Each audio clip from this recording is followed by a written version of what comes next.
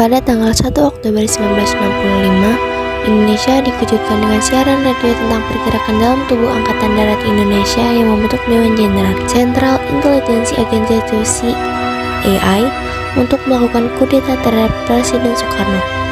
Untuk menindaki hal tersebut, Gerakan 30 September atau G30S yang dipimpin oleh Letnan Kolonel Untung telah mematahkan upaya tersebut dan menetapkan Dewan Revolusi Masyarakat untuk menjalankan pemerintahan di Indonesia.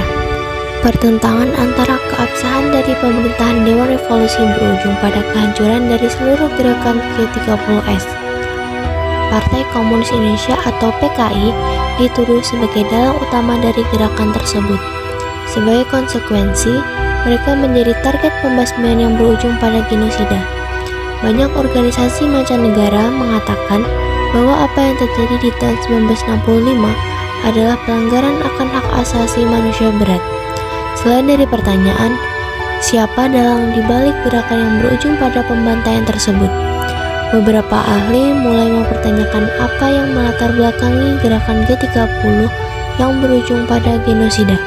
Contohnya, sejarawan seperti Benedict Anderson dan Ruth McVeigh menganggap bahwa PKI tidak memiliki motif yang baik untuk melakukan kudeta terhadap Soekarno karena posisinya yang relatif sudah kuat dalam pemerintahan, melainkan hasil dari pertentangan internal di dalam tubuh militer Indonesia dan hubungan yang kompleks bersama PKI.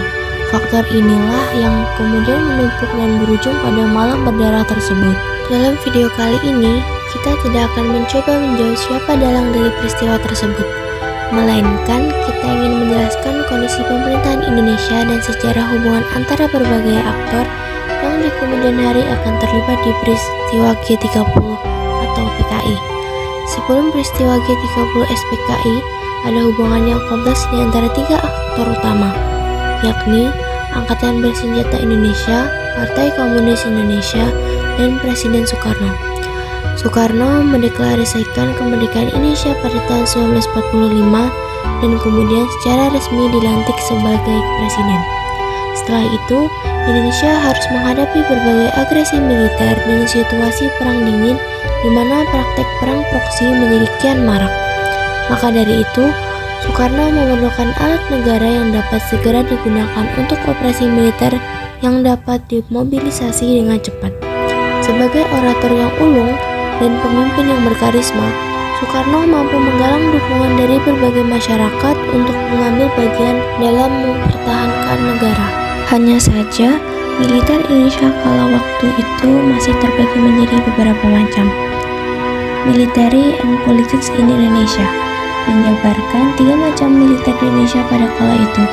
Di satu sisi adalah mereka yang mendapatkan pendidikan militer profesional dari kaum penjajah, seperti Belanda dan Jepang. Dari sisi lain dan paling banyak jumlahnya adalah kelompok gerilya yang dibentuk di daerah-daerah, kadang secara informal dan spontan. Kelompok-kelompok gerilyawan ini cenderung mengandung karakteristik yang khas dari daerahnya masing-masing, memiliki aliansi kepada lebih dari satu organisasi atau laskar.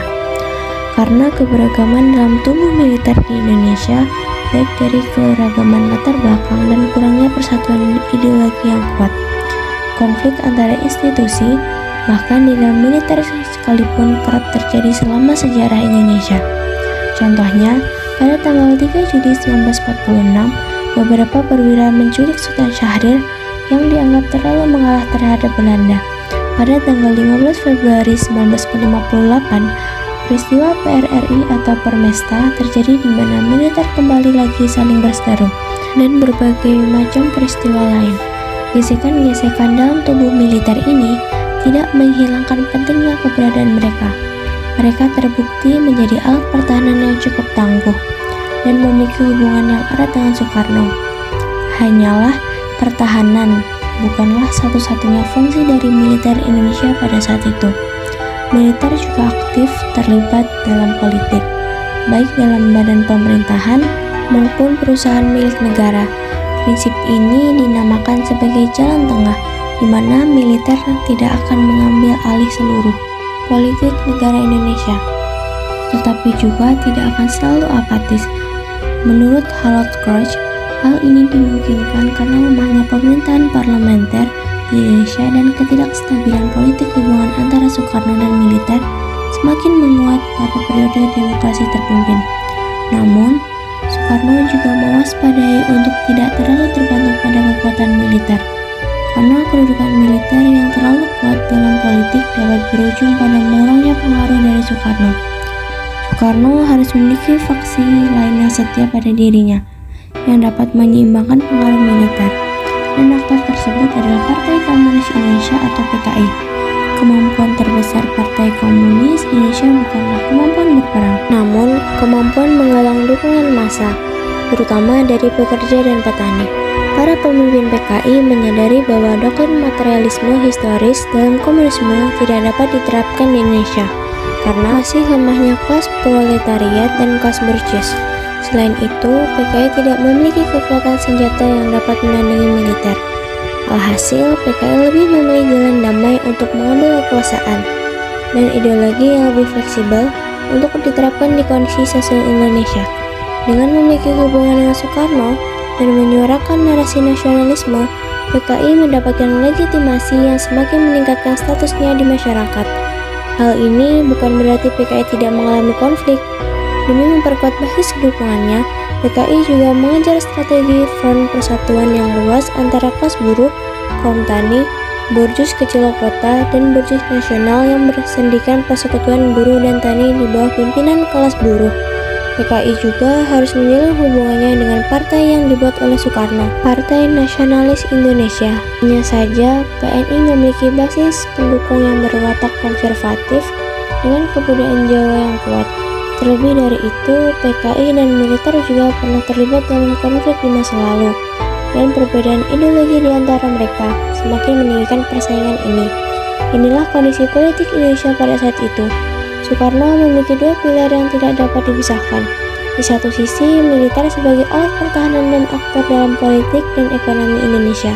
Dan di sisi lain, ada PKI yang memiliki basis organisasi dan dukungan massa yang dapat memperkuat Soekarno. Soekarno sebagai pemimpin bangsa harus menyeimbangkan kedua pilar tersebut.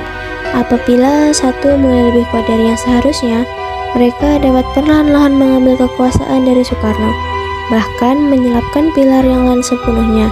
Ada dua contoh peristiwa yang hampir saja mengganggu keseimbangan ini. Pada peristiwa Trikora, mobilisasi militer sangat diperlukan untuk operasi perebutan Papua. Alhasil, kedudukan militer meningkat pusat, terlebih dengan dibentuknya Komandan Tertinggi atau KOTI, yang dikuasai oleh Soekarno dan Jenderal Nasution sebagai wakil panglima.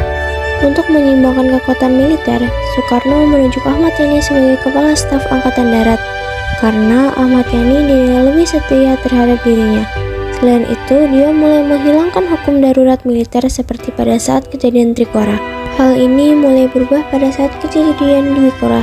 Kali ini, posisi PKI lebih melesat dengan narasi anti-imperialisme barat dan menggerakkan masyarakat untuk menasionalisasikan perusahaan-perusahaan asing. Meskipun demikian, PKI masih memiliki posisi yang tidak sekuat militer dalam hal persenjataan dan masih sangat bergantung dari perlindungan Soekarno. Ketika kesehatan Soekarno semakin jatuh, PKI semakin khawatir bahwa tanpa Soekarno, militer Indonesia dapat mengambil alih pemerintahan. Dalam rangka mengantisipasi hal tersebut, PKI membentuk biro khusus yang dikuasai oleh Sam untuk mengkoleksi informasi mengenai gerak-gerik militer yang berhubungan dengan PKI dan menarik simpati tentara Indonesia pada teori Marxisme dan komunisme. Selain itu, PKI juga menyarankan membentuk angkatan kelima yang akan terdiri dari pasukan kerja dan petani yang dipersenjatai untuk membantu operasi militer. Proposal ini bahkan mendapat dukungan dari Republik Rakyat Tiongkok yang menjanjikan 100.000 keping senjata ringan untuk dipersenjatai angkatan kelima, namun ditentang oleh militer. Alih-alih memperkuat kedudukan PKI, hal ini justru mempertajam persaingan antara keduanya. Ketegangan ini semakin meningkat ketika terdengar kabar dari Biro Khusus bahwa terdapat sebuah Dewan Jenderal yang berupaya untuk melakukan kudeta pada tanggal 5 Oktober 1965. Meskipun keberadaan Dewan Jenderal tersebut masih dipertanyakan, hal inilah yang memicu G30S PKI. Ada beberapa versi akan kejadian ini. Kita semua sudah mendengar versi di mana PKI merespon Kabar tersebut dengan membuatnya seolah-olah sebagai konflik internal dalam TNI dan menghentikan upaya Jenderal Dewan tersebut dengan mempengaruhi bagian lain dalam militer untuk menangkap mereka. Meskipun pada akhirnya upaya tersebut berakhir dalam bencana, namun ada juga pakar sejarah seperti Benedict Anderson dan Ruth McVeigh yang menganggap bahwa kudeta tersebut memang lebih berasal dari konflik internal Angkatan Darat, terkhususnya dari divisi Diponegoro yang merasa dilantarkan oleh pimpinan militer pusat, baik secara ekonomi maupun secara moral, dan masih banyak perdebatan yang tak kunjung terjawab.